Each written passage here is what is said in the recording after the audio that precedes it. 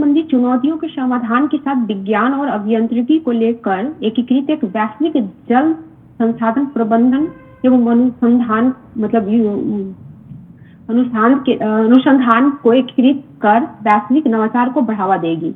यानी वर्ल्ड में ऐसा पहला बार होगा कि वाटर यूनिवर्सिटी खोला जा रहा है, वो भी यूपी में, इंडिया में, और यूपी के एक गांव है रूरीपारा, वहां पे अभी तक इस तरह का यूनिवर्सिटी कहीं नहीं खोला गया है। ठीक है, और ये जो जल विश्वविद्यालय खोला जाएगा, ये गांव गांव तक पानी की पाठशाला लगाएगा, साथ ही 500 गांवों तक खेत पर मेड़ पर पेड़ वाला जखनी मॉडल पहुंचाएगा।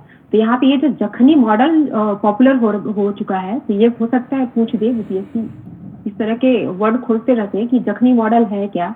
तो ये एक मॉडल है जिसके तहत जो खेत के मेड़ होते हैं उस पर पेड़ लगाने का ये एक मॉडल तैयार किया गया है। तो इसका जो नाम है वो खेत पर मेड़ और मेड़ पर पेड़। ठीक है, तो ये याद रखेंगे जखनी मॉडल को। और ये जो विश्वविद्यालय है वो निजी विश्वविद्यालय होगा, और इसको खोलने के लिए यूपी के एक पर्सन है डॉक्टर रविकांत पाठक, इन्होंने एक उदय कर्म योगी आश्रम ट्रस्ट बनाया है। ठीक है, इस विश्वविद्यालय को खोलने के लिए, स्टैब्लिश करने के लिए। तो इनका भी नाम याद रखेंगे, ये क्या नाम है इनका, और किस गांव में खुल रहा है, यूपी के कौन से गांव में खुल रहा है ये भी याद रखेंगे, और कौन सा डिस्ट्रिक्ट में खोला जा रहा है ये भी याद रखेंगे। ठीक है, उसके बाद देखेंगे कि केंद्रीय गृह मंत्रालय के तहत आने वाली Indian cyber crime coordination centre यानी I4C द्वारा तैयार प्रतिबिंब पोर्टल साइबर अपराधियों के खिलाफ कारगर हथियार साबित हो रही है।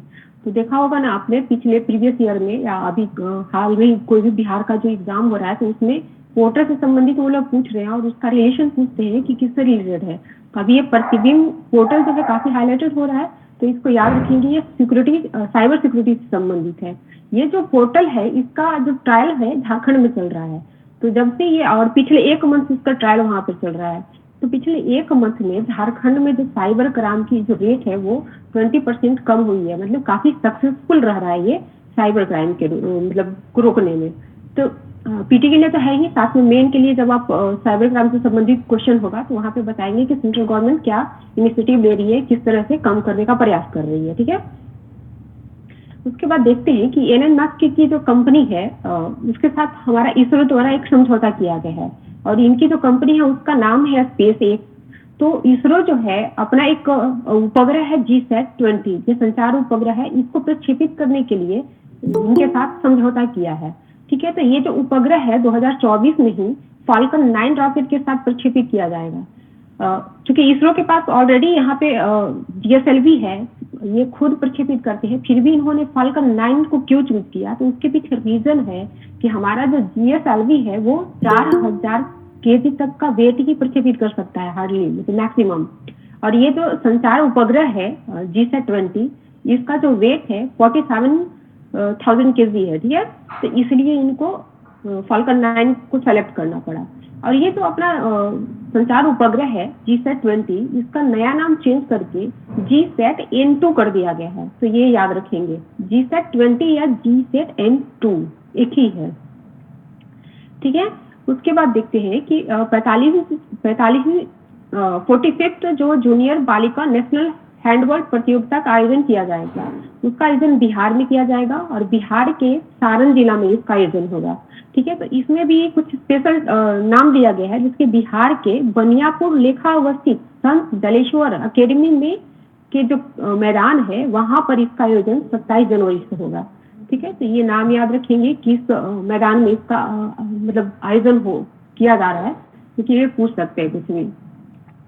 उसके बाद देखते हैं कि भारत सरकार जल जीवन मिशन के तहत वर्ष 2024 तक प्रत्येक ग्रामीण में मतलब ग्रामीण घर जो है प्रत्येक में 55 लीटर प्रति व्यक्ति प्रतिदिन के हिसाब से पीने योग्य जल पहुंचाने के लिए संकल्प ली है। ठीक है, तो ये प्रीवियस ईयर में आप लोगों ने देखा होगा कि इसमें पूछा था कि जल जीवन हरियाली के माध्यम से जो गवर्नमेंट है, सेंट्रल गवर्नमेंट है, तो वो कितना लीटर पानी वहां पे प्रोवाइड कराती है। तो उसमें ऑप्शन था प्रति व्यक्ति, प्रति परिवार, ऐसे करके। तो कंफ्यूज नहीं होंगे यहाँ पे, प्रति व्यक्ति 55 लीटर वाटर प्रति डे के हिसाब से वो प्रोवाइड कराया जाएगा इसमें, जो सेंट्रल गवर्नमेंट की जल जीवन मिशन है उसके तहत। ठीक है, और ये जो स्कीम है इससे संबंधित कुछ और डेटा आया हुआ है, उसमें बताया जा रहा है कि भारत में वर्तमान में जो उपलब्ध जल स्रोत है उसका 61% जो है वो पॉल्यूटेड हो चुका है। ठीक है, उसके बाद बताया जा रहा है कि 2007 से 2017 के बीच भूजल स्तर जो है वो तेजी से मतलब घट रहा है और ये लगभग 20% कम हो गया है। तो इसका यूज आप करेंगे जीएस पेपर 2 में जब जरूरत हो। इसी में बताया जा रहा है, इसी रिपोर्ट में बताया जा रहा है कि भारत जल 120वें स्थान के साथ सबसे अंतिम पायदान पर है। ठीक है, वर्ल्ड में 120वें स्थान पे है जल गुणवत्ता सूचकांक में भारत। तो ये याद रखेंगे कि कैमी रैंक इसको मिला हुआ है, नीति के लिए अच्छा फैक्ट है ये।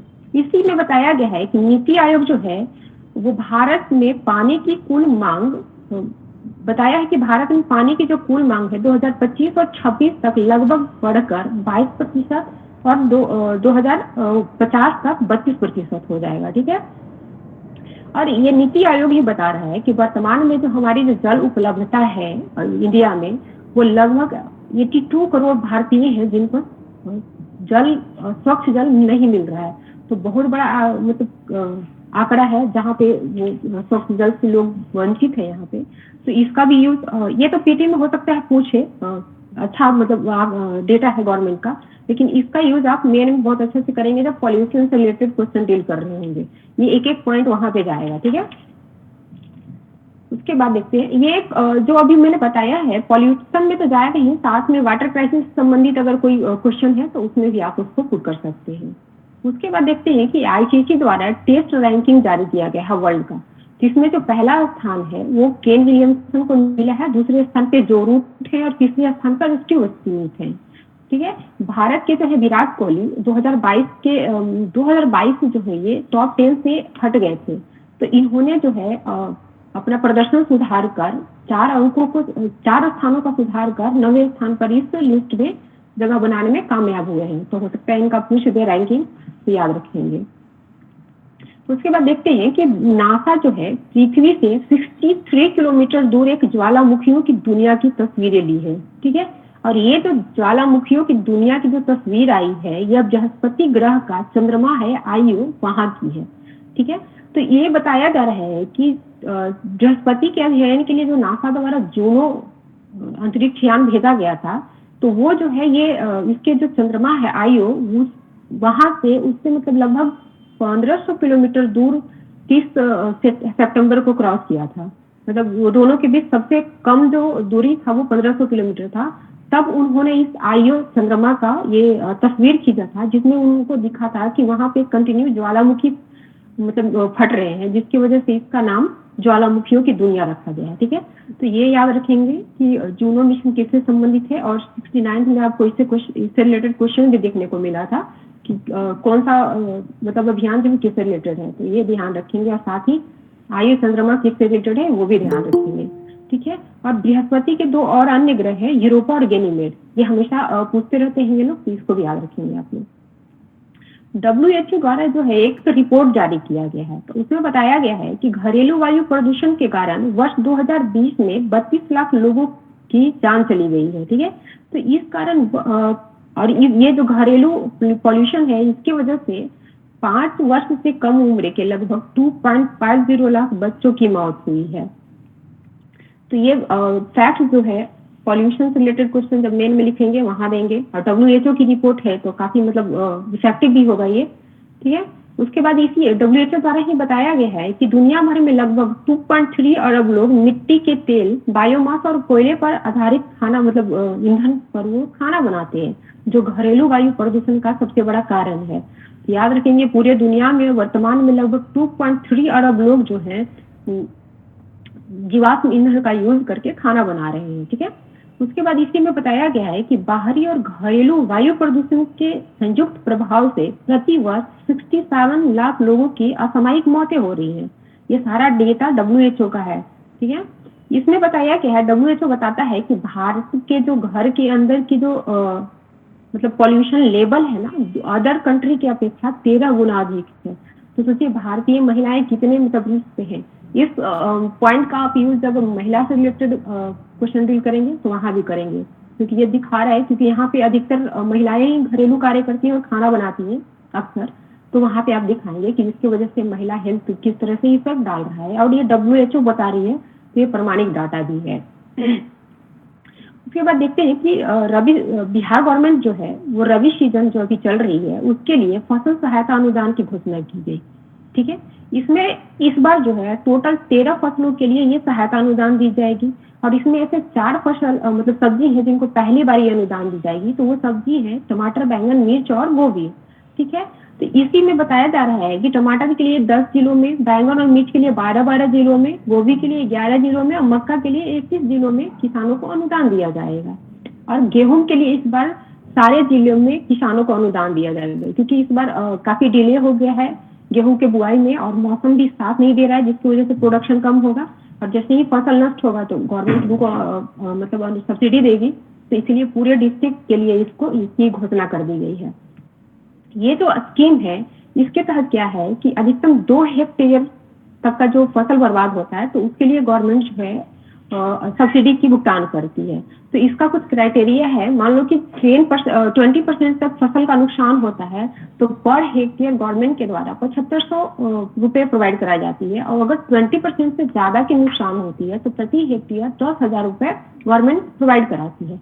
तो ये टर्म एंड कंडीशन भी इसका याद रखना होगा। और ये इसी मतलब इसमें नए नए कैटेगरी बनाए जा रहे हैं, और ये 2022 में ही शुरू किया गया है, तो काफी हाईलाइटेड है और इससे भी क्वेश्चन भी नहीं बना है, तो हो सकता है 70वीं में इससे क्वेश्चन दिखे।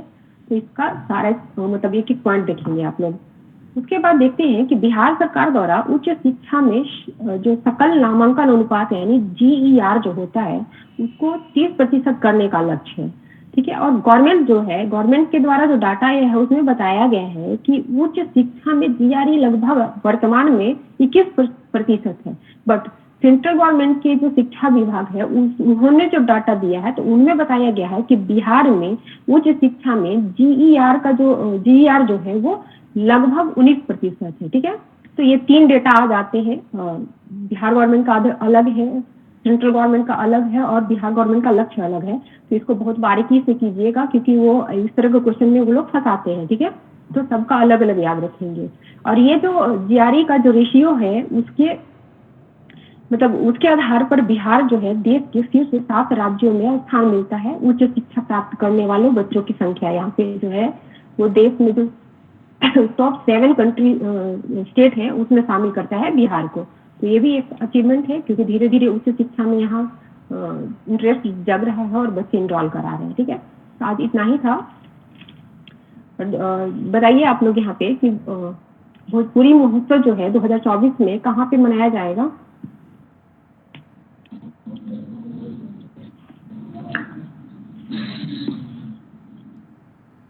मॉरिशस में। ठीक है,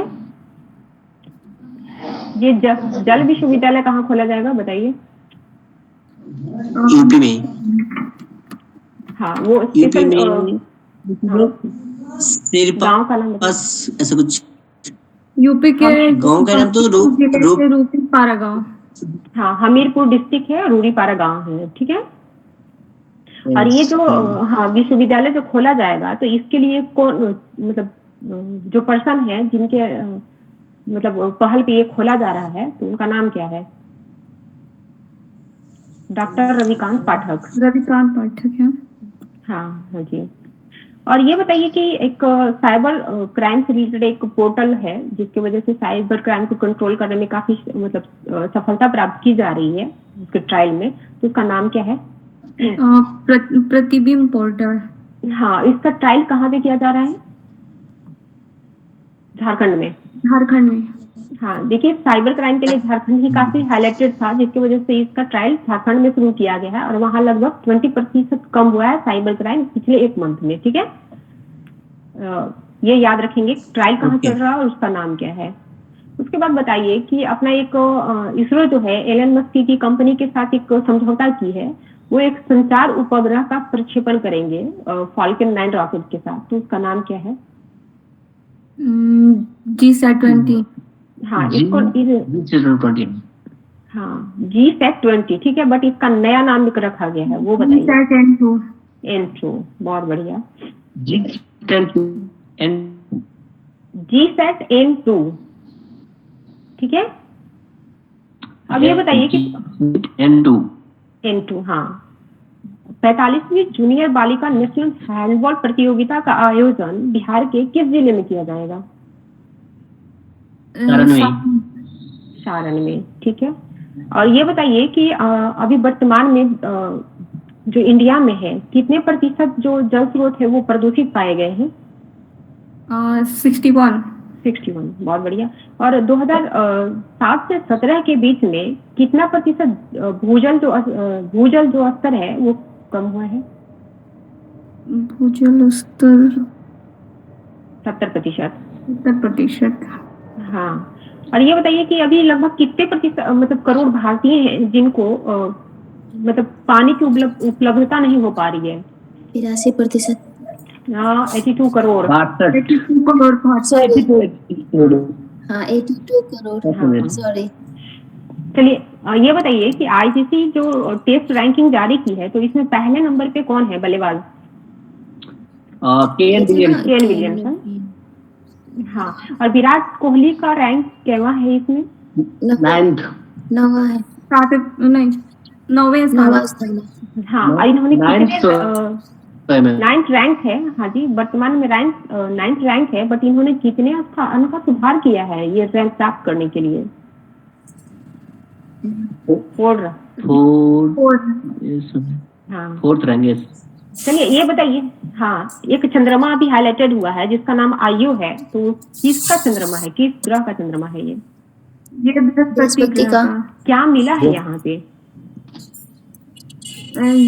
यहाँ पे बहुत सारा ज्वालामुखी मिला है।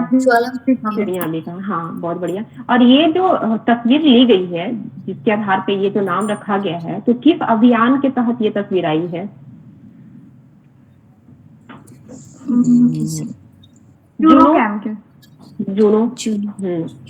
जूनो अंतरिक्ष यान के द्वारा ये लिया गया है, ठीक है। तो जूनो मिशन भी बोल सकते हैं, जूनो अभियान भी बोल सकते हैं इसको, ठीक है। और बृहस्पति के 2 और फेमस चंद्रमा है, उनका नाम बताइए। एक तो यूरोपा और एक गैनीमेड। बहुत बढ़िया। अभी WHO द्वारा एक रिपोर्ट जारी किया गया है घरेलू वायु पोल्यूशन को लेकर, तो ये बताइए कि टोटल कितनी मौतें हुई थी 2020 में घरेलू वायु प्रदूषण की वजह से? 32 लाख। 32 लाख। हाँ, बहुत बढ़िया। और ये बताइए कि अभी जो जीवाश्म ईंधन का यूज करके जो खाना बना रहे हैं वर्ल्ड लेवल पे जो पर्सन, उनका मतलब वो कितने हैं अभी वर्तमान में? 2.3 क्या? 2.3 अरब करोड़। अरब 2 अरब है। हाँ जी, बहुत बढ़िया संदीप जी। चलिए ठीक है, ये बताइए कि बिहार गवर्नमेंट के द्वारा अभी रबी सीजन के लिए सहायता अनुदान, फसल सहायता अनुदान की घोषणा की गई है, तो इसमें कितने फसलों के लिए ये अनुदान दी जाएगी? 13। हाँ जी, और इसमें 13 और 13 एक ही होता है, ठीक है। सॉरी। हाँ, इसमें बताइए कि 4 नए सब्जियों को शामिल किया गया है, ठीक है, तो वो कौन कौन से हैं? टमाटर, बैगन और गोभी। बहुत बढ़िया। इसका टर्म एंड कंडीशन क्या होता है इस अनुदान को देने के लिए, बताइए जरा कोई। इसका नुकसान होने पे मतलब 7,500 मिलेंगे, और 20% अगर इससे ज्यादा नुकसान होता है तो 10,000 रुपए दिया जाएगा। हाँ, मतलब 1 कट्ठा के लिए, 1 बीघा के लिए क्या है? क्या? 2 एकड़ में 2। हाँ, और मैक्सिमम जो 2 एकड़ के लिए दिया जाएगा, ठीक है। चलिए, बहुत बढ़िया। ये बताइए कि बिहार गवर्नमेंट के अनुसार वर्तमान में उच्च शिक्षा में GER कितना है बिहार गवर्नमेंट के अनुसार? वर्तमान में 21 बिहार गवर्नमेंट के अनुसार। सेंट्रल गवर्नमेंट के अनुसार? बिहार सेंट्रल का हो जाएगा 21 और बिहार का 30%। हाँ संदीप जी बोलिए, आप क्या बोल रहे हैं? 19 सेंट्रल का। हाँ, सेंट्रल 19, हाँ सेंट्रल 90% और ये बिहार स्टेट गवर्नमेंट जो है 21%, और स्टेट गवर्नमेंट के द्वारा जो रखा गया है लक्ष्य वो है 30%, ठीक है। 30%। हाँ, कंफ्यूज ना होइए, इसको क्लियर रखिए, ठीक है। और ये जो अनुपात है इसके आधार पर बिहार जो है मतलब कितने स्टेट में शामिल किया गया है इसको? 7वें नंबर। चलिए, बहुत बढ़िया।